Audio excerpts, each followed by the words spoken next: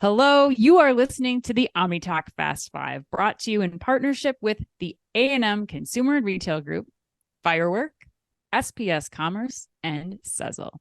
All right, headline number 2.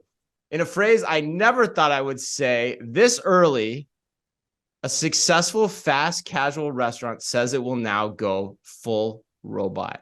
Full robot, and according to The Spoon, Sweetgreen CEO Jonathan Neiman told investors this week at the William Blair Growth Stock Conference, yes, get your tickets now, that the company plans to have its Infinite Kitchen robotic make line system installed at all new locations within a 5-year timeframe.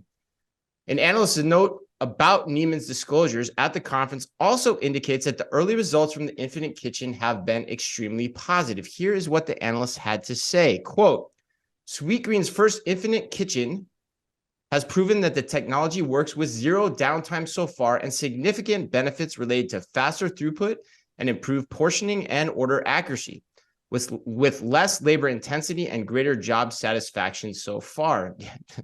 Goes without saying. We believe the Infinite Kitchen has the potential to structurally change Sweetgreen's labor model, as roughly half of variable labor stems from assembly, end quote. David, it's kind of a two-parter. What do you think of this move? And even if you like it, would you have said it publicly? As a consumer, I am a fan of it for a few reasons. Not only the accuracy, which I've actually never had issues with accuracy, but I'm sure there's some pretty complex custom orders out there and portion size.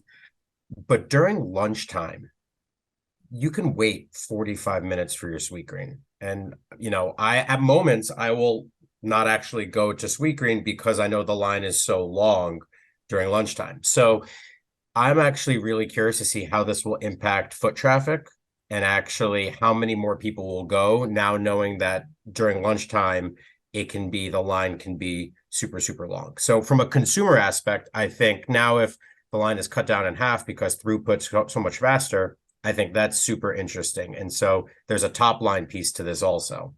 Yeah, you were excited about this topic, right? Like you were like, yeah, I'm a Sweetgreen guy. I get my salads there a lot, right? Hey, Sweetgreen, call me. I want to be an influencer. I want to be an ambassador. I'm actually after this going to go to a Sweetgreen. Free consulting Sweetgreen. Yeah, that's how much you like it. Bring me on. Forget about the business side. I just want to help. I just love you guys. You can pay me in free salads. So I'm really intrigued that way because if it can mitigate the time, the wait, then I think you're going to start seeing a lot more people go. Because I remember, as a consumer, I would go and be like, "Oh, this line's way too long. I don't have this time."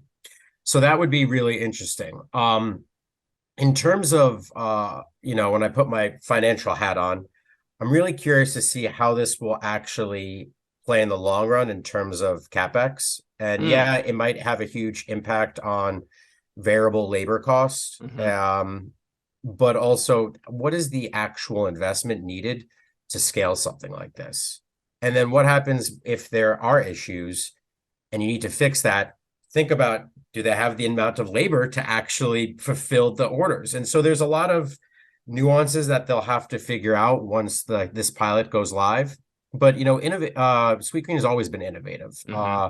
Their app is one of the best apps in the market. I know they initially went all credit card, which they had to back out for certain reasons, but they are really at the forefront of this. I know Chipotle has Chippy with making some tortillas, but I don't think they've ever publicized it the same way that Sweetgreen is doubling down. I'm really curious. So I think if it's done correctly, it could be a huge game changer as it relates to more people going. So let me push you though, because you kind of didn't answer the second question. Would you have made this announcement? No, not yet. Not yet. I would have, I don't know enough. I don't think we know enough about the pilot.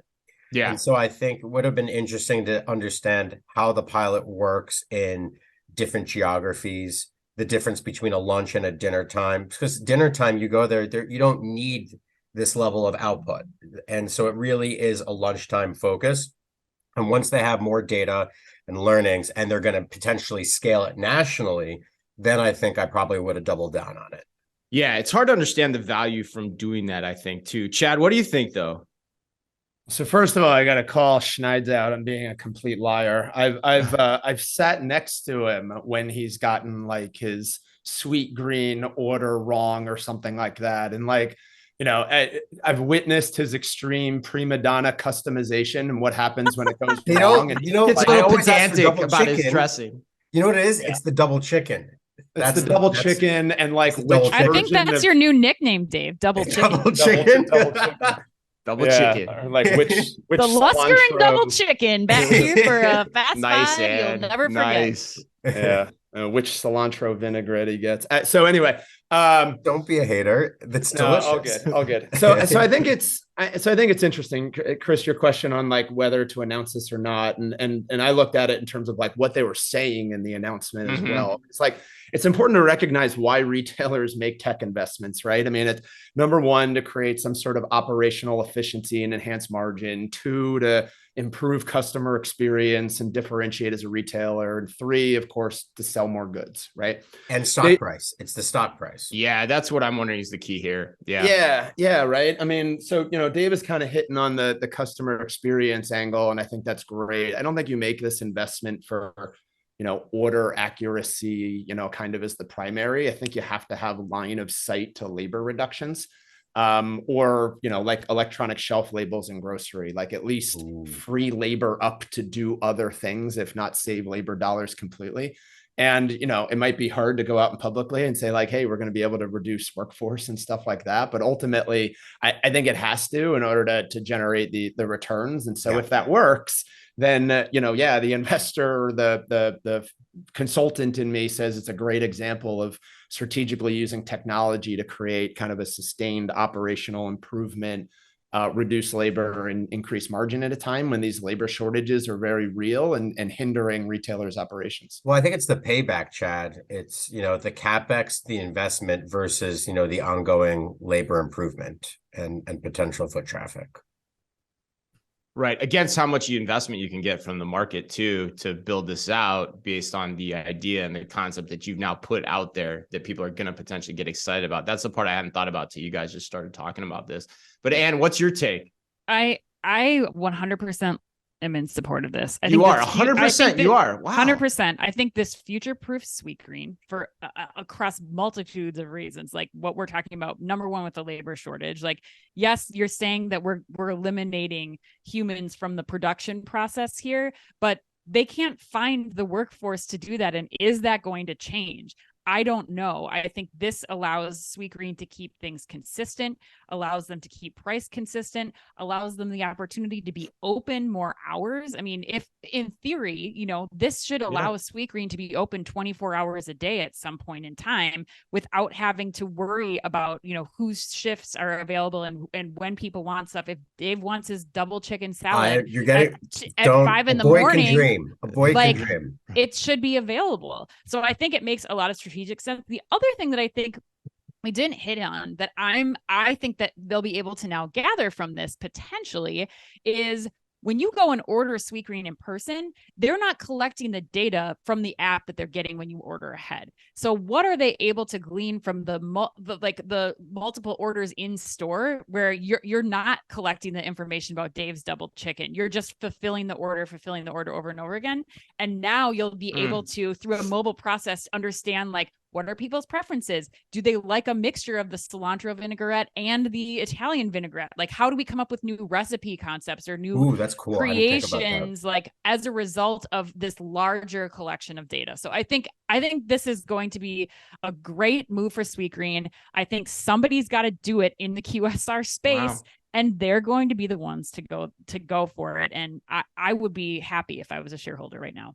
Wow. I'm going to go in a different direction here. Like, first of all, those points are great, Ann, but I think you could do that without going full robotic. You could get that same thing just by forcing a mobile interaction with your restaurant too, if you wanted to. Like, they could still make the order from that point. And I'll say this too. One thing I've never wanted at 2 a.m. is spinach leaves, you know, like that's just not my thing. But the thing I worry about with this is, and I'm going to say this kind of in jest, but when you make this announcement nationally and you're trying to roll out your brand nationally, I think there's going to be some calls to boycott Sweetgreen, particularly by the younger generations, because you're like, hey, we're just not going to use labor to the full extent here. We're going robots. Yeah. And so, yeah, what's that? No, that was, my point. I agree with you. Yeah, if it's going to happen, right, Chad? I mean, so that's the thing. So like, I don't understand. There's nothing good that comes out of saying this publicly, especially when it's like a 5-year horizon. You could just roll this out quietly and get the same benefit, which makes me think, that's why I was saying the thing about the investors before, like they're trying to gin this up. It makes me wonder. And then I go, well, why are you doing that? If you're a good brand, why do you need to do that? Why do you need that extra zhuzh to your investors at this point? That makes no sense to me. But from the benefits are probably there. Like, right. The biggest thing right now is employees aren't showing up. So you don't have that risk. You don't have to worry about employees showing up to their shifts. So I agree with you, Ann, that like over time, we're going to see this. Like if you can make a salad with robots, you can wrap a burrito, you can probably make a pizza too. I just wouldn't have taken this approach with it because it feels more risky than it ultimately needs to be, but time will tell. So I don't know. I'm not a fan of it from that perspective, but I do think we're going to see more and more of it for sure. 100%. It's a public market play Yeah. here. Yeah. It's to juice up the stock price potentially. Right. Yeah. And that's strange to me for a brand that's doing supposedly so well.